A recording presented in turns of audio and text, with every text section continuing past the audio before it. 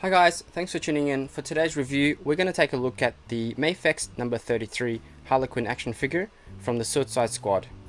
And I will be doing a bit of a comparison between the S.H.Figuarts version and the MAFEX offering. So stay tuned.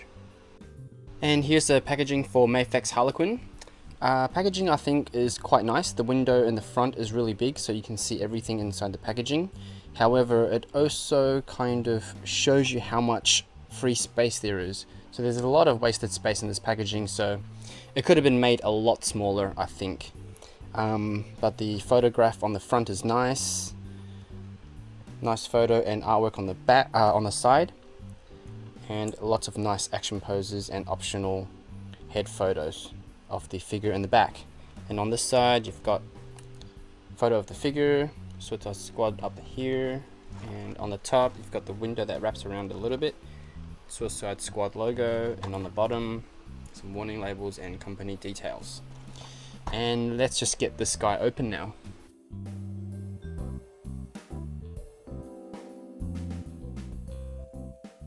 And here's the inside of the packaging. So as you can see, heaps of wasted space. I mean, all of that could have been taken out, so it's a little bit wasteful in my opinion. And you do get this Mafex display stand. I think it's pretty standard with all of their Mafex releases. And the figure has been wrapped in this plastic film, so it protects the figure from paint rubbing during transportation, which is good. And here are the accessories that Mafex Harley Quinn comes with. She comes with her hammer, very nicely painted, nicely sculpted on the face there, on both sides.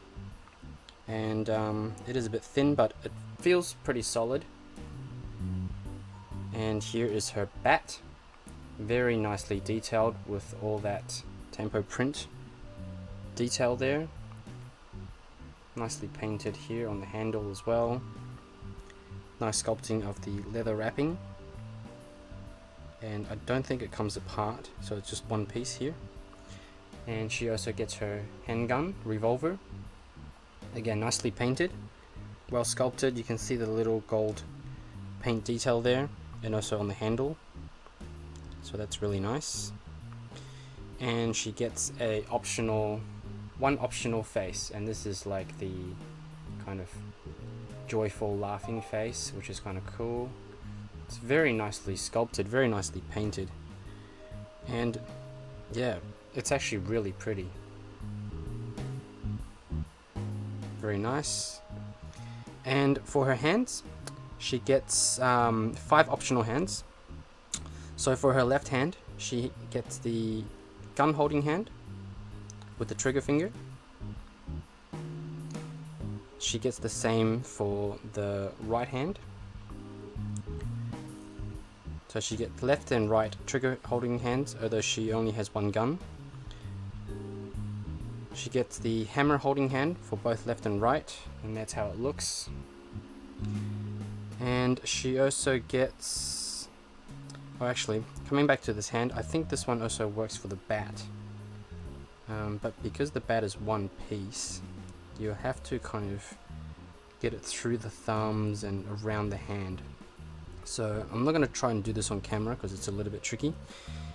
And finally, for her optional left hand, she also gets, I think this is to hold the bat, like this. And out of the box, the figure comes with the standard, it's kind of a very slight smiling face, and again, it's very pretty, very nicely done. And she has the open palm hands, so no closed fists for this figure. And with the head, it simply pops off and pops back on, relatively straightforward. And with the hands, it's a tiny little peg, but it works and it fits there pretty nicely. And while we're on the subject of this hand with a gun, the holster here is actually a fake holster. So you get one of these short, or just a fake gun, so you can't actually put this gun in that holster because it doesn't fit. So yeah, that's a little bit of a letdown, I think. And let's take a closer look at the figure itself. So like I said before, the face is very nicely sculpted, very nicely painted, looks very pretty indeed. The hair here is like a peg joint, so it can move up and down, and it's kind of soft as well. Same with the fringe at the front. Nicely painted hair, bit of pink there and blue there. And this collar is actually a separate piece, so you can rotate it. And then coming down to the jacket, very nice metallic red paint there, and the blue on this side, nicely printed.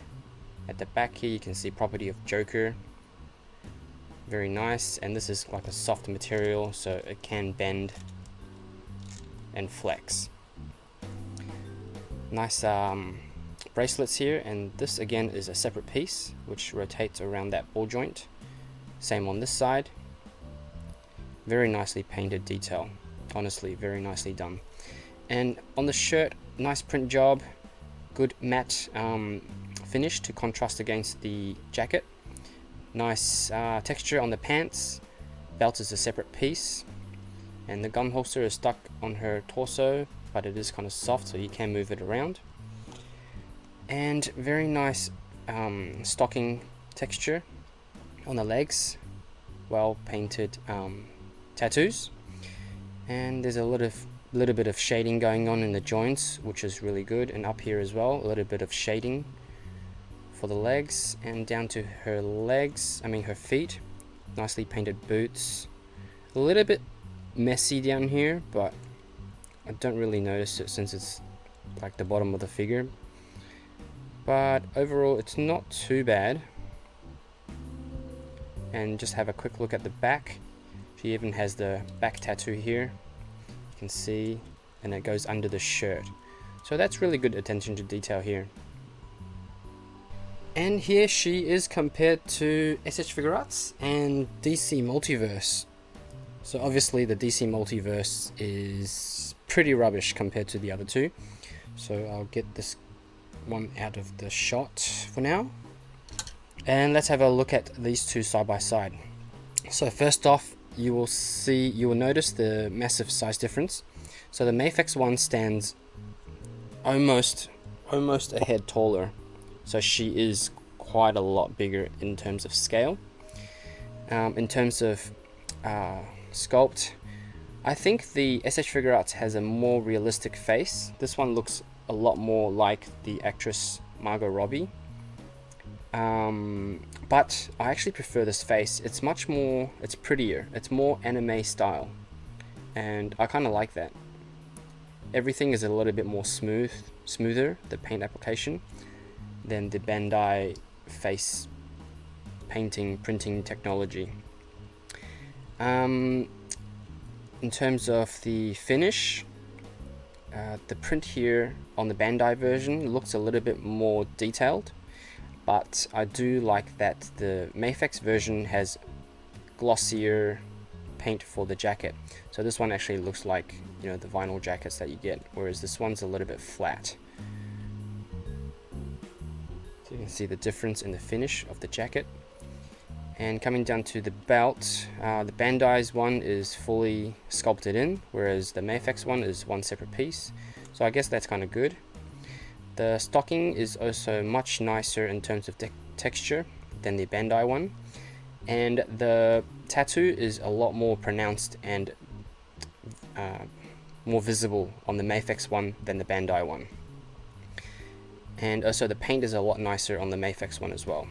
And coming down to the boots, the Mafex one has a little bit more paint detail. You can see the red on the top of the boots, whereas the Bandai one completely does not have that detail there.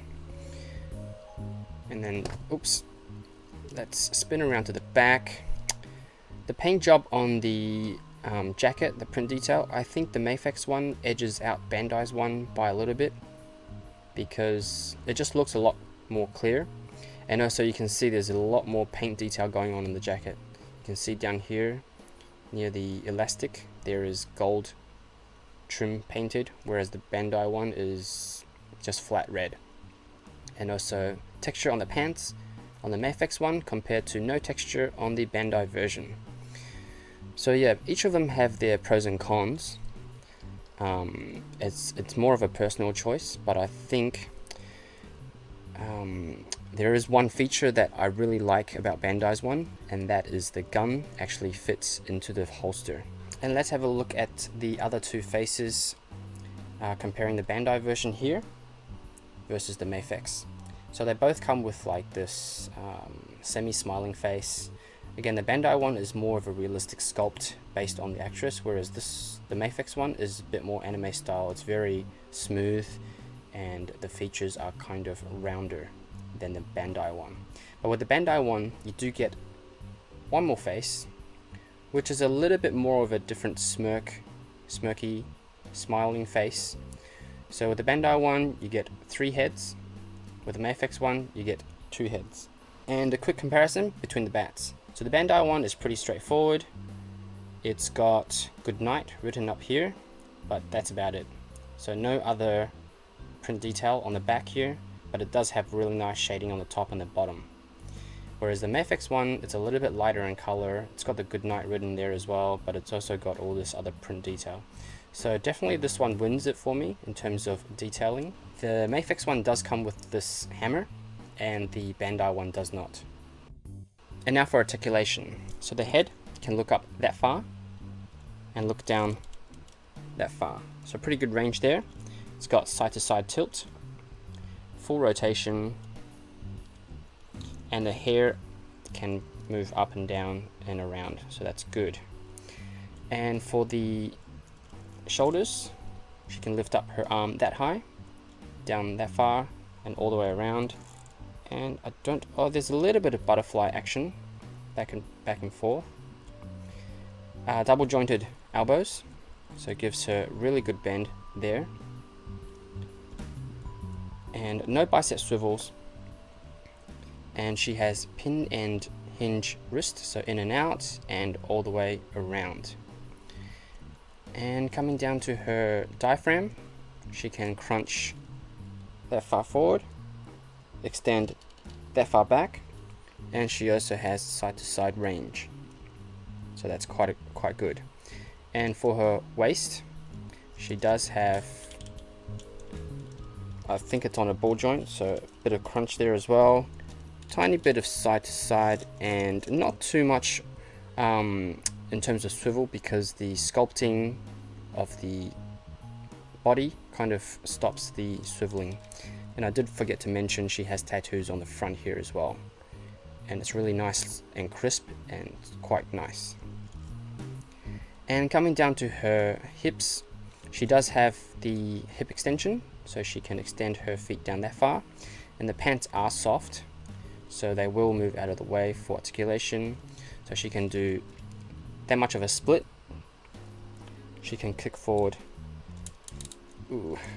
that far without having to compress the pants too much. She can kick back that far, and she has thigh rotation hidden inside the top of the legs, so that's good. Double jointed knees, bend all the way back on itself, which is really good. And she has ankle rotation, tilts down that far, tilts up that far, and she does have ankle pivot from side to side, so that's quite good as well. And in terms of size, Harley Quinn stands about 15.5 centimeters to the top of her head, which is about 6.1 inches. And now for some size comparisons. And here she is with S.H.Figuarts Harley Quinn. Here she is with DC Multiverse Harley Quinn. Here she is with S.H.Figuarts Injustice Harley Quinn. And here she is with DC Icons Harley Quinn. Here she is with Mafex Heath Ledger Joker. Here she is with S.H.Figuarts Suicide Squad Joker. Here she is with Mafex Christian Bale Batman. Here she is with Mafex BVS Batman. Here she is with Mezco BVS Batman. And finally, here she is with Marvel Legends Cyclops. The figure itself is very well painted, very well executed in terms of the sculpting, and the paint job is lovely on the jacket. Very nice tattoo tempo printing on the legs and also on the body. You can see there's attention to detail everywhere.